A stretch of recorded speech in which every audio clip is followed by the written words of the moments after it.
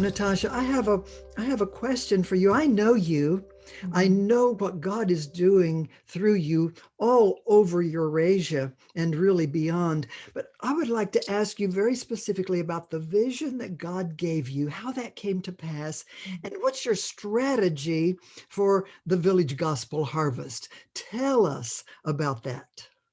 The vision for Village Gospel Harvest was uh, seeded in my heart by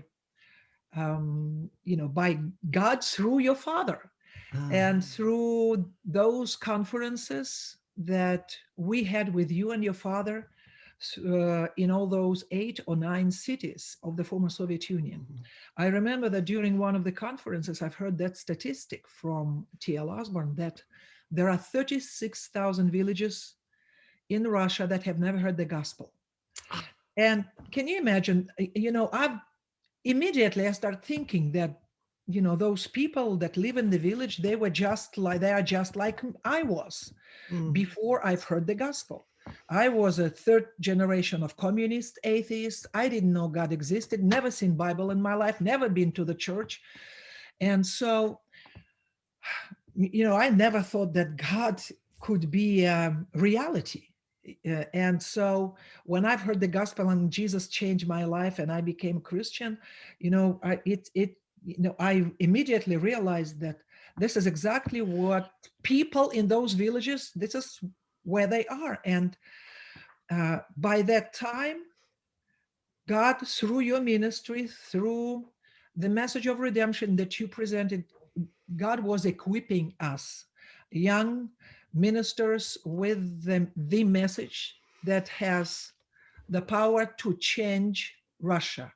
In our system, in the former Soviet Union system, uh, the communists always told us that individual, one person, doesn't mean a thing. Mm. You cannot make a difference. It's only a collective.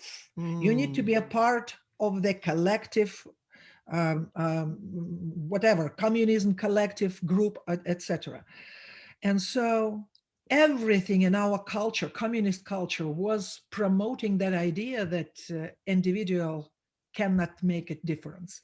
And when we've heard the gospel, and when we've heard this message of redemption, it just lifts the dignity of a person, of a human life, of a human soul, Yes. in a such way that people, they cannot resist that God's love that is poured through this message of redemption. And so I Mm. remember that during one of the first conferences that we had with you and your father, do you remember that one pastor, he was interviewed by one of the missionaries, and he said in the interview that during those 6 years since the doors opened to our country, we had a lot of great ministers that came from states from Europe and preached their wonderful teachings and had crusades, and they were great. And when they left Russia, they were great.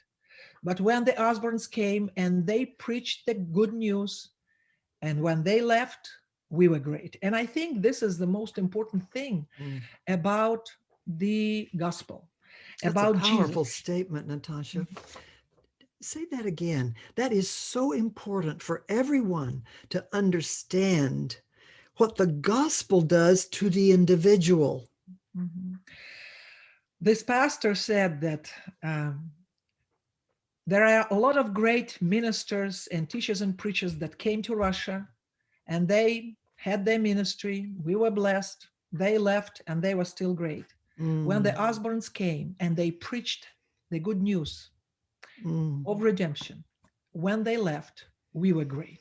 That really, really touches me because that says in one statement the difference in empty religion It's true. and the life of Christ through his redeeming work.